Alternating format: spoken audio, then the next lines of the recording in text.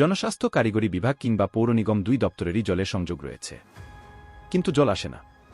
আর এমনই বিভ্রাটে পড়ে জল কিনতে হচ্ছে আসানসোল ইএসআই হাসপাতালকে। একদিকে রোগী পরিষেবা, চিকিৎসা পরিষেবা, ডায়ালাইসিসের জন্য পর্যাপ্ত জল প্রয়োজন, অন্যদিকে হাসপাতালের স্বাস্থ্যকর্মীদের আবাসনের জলের যোগান দিতে হিমশিম খাচ্ছে আসানসোল ইএসআই হাসপাতাল। আর যার ফলে পৌর নিগমের কাছে জল কিনতে হচ্ছে আসানসোল ইএসআই হাসপাতালকে। গত 6 মাসে যার পরিমাণ 6 লক্ষ টাকার বেশি।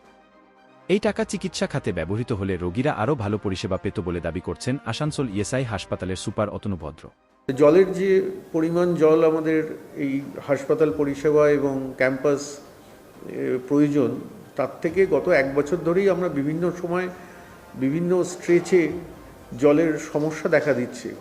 জলের যে সাপ্লাইটা সেটা খুবই কম পরিমাণে পাওয়া যাচ্ছে।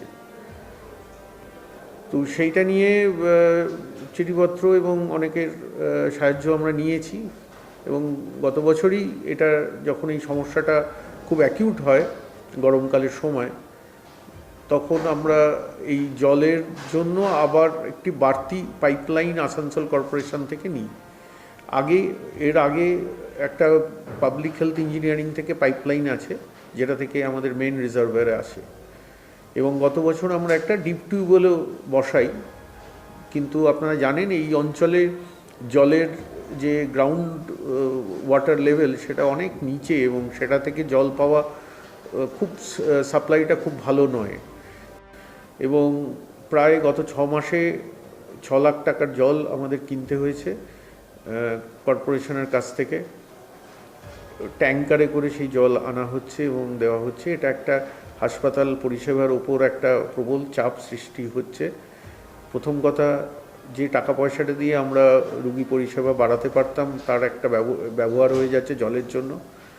দ্বিতীয়ত, এই যে জলটা আমরা সবসময় সাফিসিয়েন্টলি পাচ্ছি না, তার জন্য ডায়ালিসিস এবং অন্যান্য ডিপার্টমেন্ট চালাতে খুবই অসুবিধা হচ্ছে।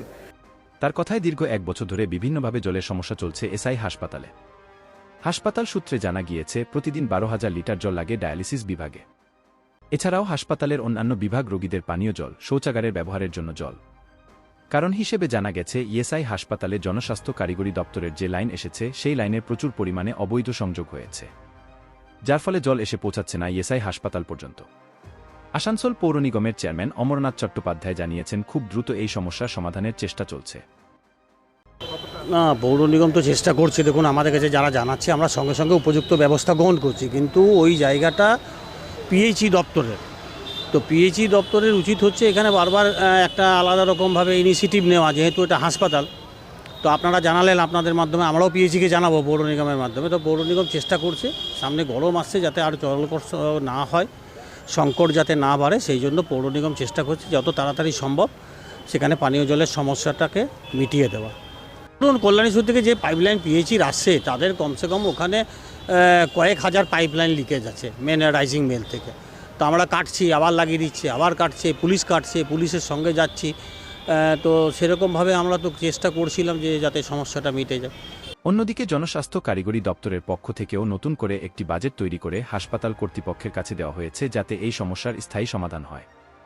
হাসপাতাল কর্তৃপক্ষ সেই বাজেট উপরমহলে পাঠিয়েছে। এখন দেখার কত তাড়াতাড়ি অর্থ মঞ্জুর হয় এবং জলের সমস্যা মেটে আসানসোল ইএসআই হাসপাতালে।